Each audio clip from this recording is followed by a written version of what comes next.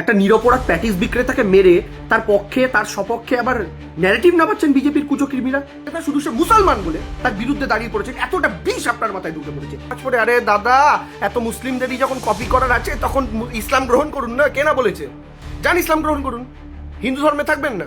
লোকটা গীতা পাঠের জায়গায় যায়নি, গীতা পাঠটা করা হয়েছে ওদের জায়গাতে। ওরা বলতে কারা? ওরা বলতে সাধারণ প্যাটিস বিক্রেতা, ঘুগনি বিক্রেতা, ঘুটি গরম বিক্রেতা। ময়দানটা ওদের জায়গা। কালকে দাউদ ইব্রাহিমের যদি একটা ঠ্যাং খোঁড়া হয়ে যায়, তাকে ফাঁসির সাজা দেবেন না? আজমাল কাসাবের ফাঁসি দেওয়ার আগে যদি তার একটা ঠ্যাং খোঁড়া হয়ে যেত, তাকে ফাঁসিতে ঝোলাতেন না? তখন ডিফেন্ড করতেন একটা ল্যাংড়া লোককে এই করছে। আপনাদের লজ্জা হয় না? লজ্জা করে না? না, একটা নিরপরাধ প্যাটিস বিক্রেতাকে মেরে তার পক্ষে তার সপক্ষে আবার ন্যারেটিভ না পাচ্ছেন বিজেপির কুচক্রিমিরা। লজ্জা করে না?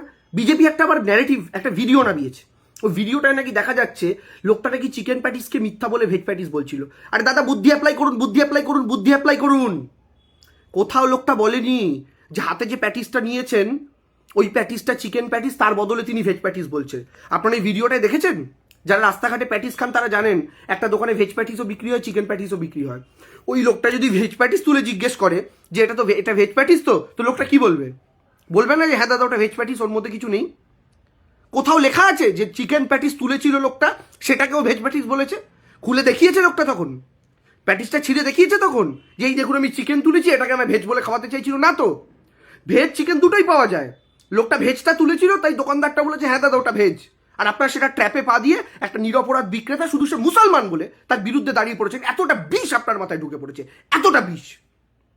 ভারতে থাকার যোগ্য নন আপনারা। আর যারা বলছেন তাদেরকে একটা কথা বলি, আচ্ছা এথিক্যালি চিন্তা করুন তো।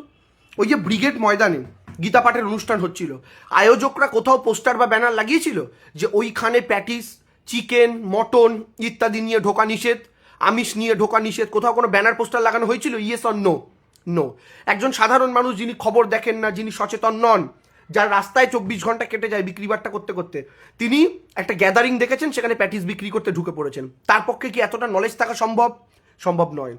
একজন সাধারণ মানুষ যারা দীর্ঘদিন ধরে কলকাতার ব্রিগেড প্যারেড গ্রাউন্ডে বড় বড় রাজনৈতিক সমাবেশ হতে দেখেছে, তারা ওই দিন 200-500 টাকা বেশি বিক্রির আশাতে ওই ভিড়ের মধ্যে যান। তারা কোনোদিন দেখেন না বিজেপির মিটিং, তৃণমূলের মিটিং, সিপিএমের মিটিং, আইএসএফের মিটিং, আরএসপির মিটিং, এসইউসিআই এর মিটিং, কিংবা কোনো নির্দলের মিটিং, কিংবা কোনো সামাজিক সংগঠনের মিটিং, কিছু দেখেন না। তারা ভিড় দেখলেই চলে যান দুটো বেশি বিক্রির আশায়। আর সেই জায়গা থেকে দাঁড়িয়ে আজকের দিনে আপনারা বলুন, ওই যে লোকটা গেল, সেই নিরপরাধ লোকটার প্যাটিসের দোকানটা ভেঙে গুড়িয়ে দেওয়ার কোনো রকম দরকার ছিল?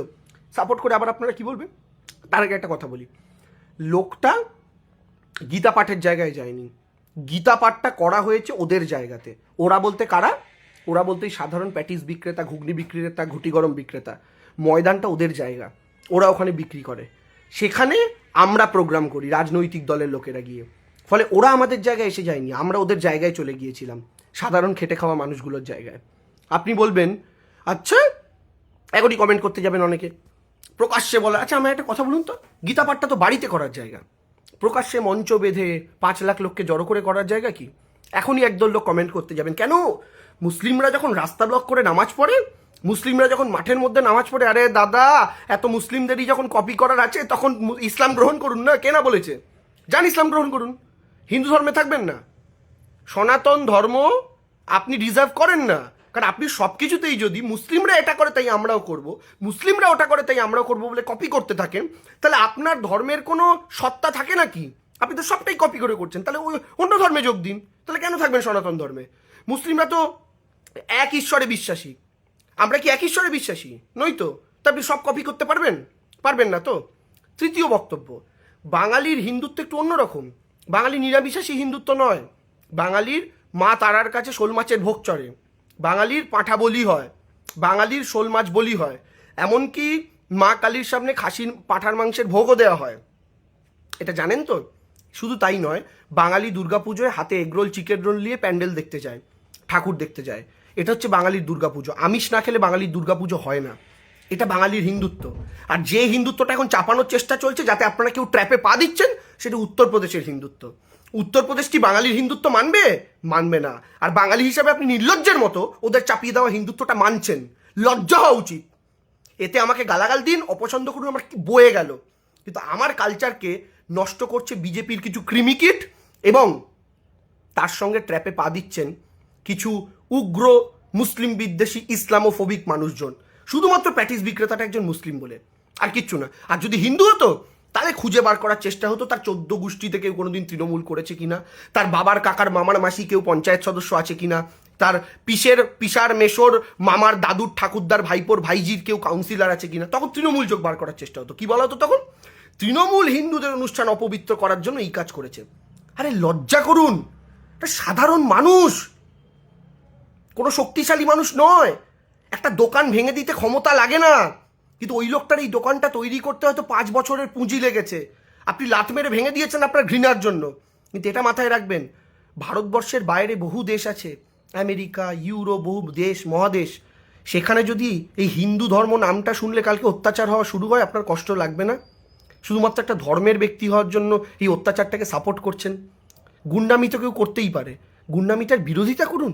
এখন সিম্প্যাথি কুড়ানোর জন্য কার পা নেই হাত নেই সেই ছবি দিচ্ছেন। কালকে দাউদ ইব্রাহিমের যদি একটা ঠ্যাং খোঁড়া হয়ে যায়, তাকে ফাঁসির সাজা দেবেন না? আজমাল কাসাবের ফাঁসি দেওয়ার আগে যদি তার একটা ঠ্যাং খোঁড়া হয়ে যেত, তাকে ফাঁসিতে ঝোলাতেন না? তখন ডিফেন্ড করতেন একটা ল্যাংড়া লোককে এই করছে। আপনাদের লজ্জা হয় না?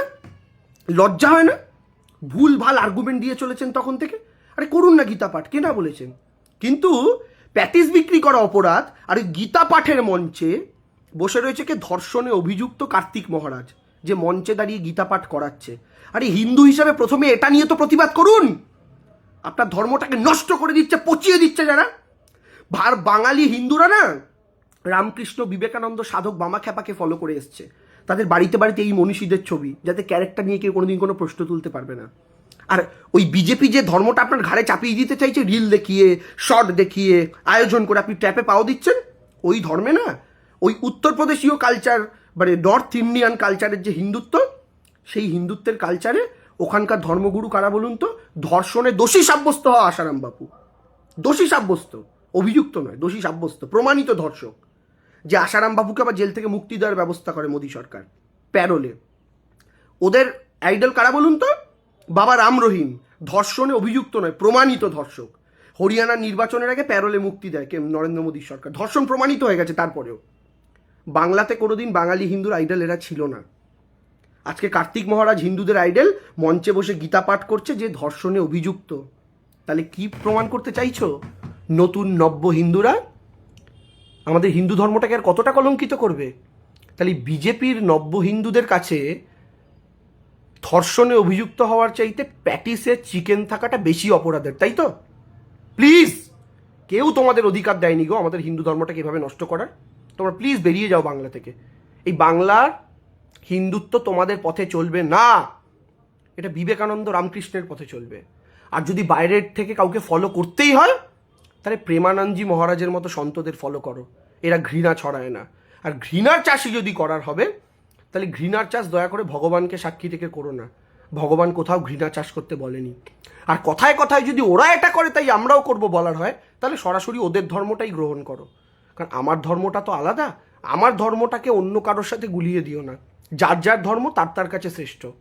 আমার বাংলা দুর্গাপুজোর বাংলা, এগরোল হাতে নিয়ে প্যান্ডেলে যাওয়ার বাংলা। প্লিজ এটাকে নষ্ট করে দিও না, প্লিজ। আরো ভালো ভালো খবর দেখতে সাবস্ক্রাইব করুন বাংলা হান্টের ইউটিউব চ্যানেল। বাংলা হান্টের আরো খবর দেখতে নজর রাখুন।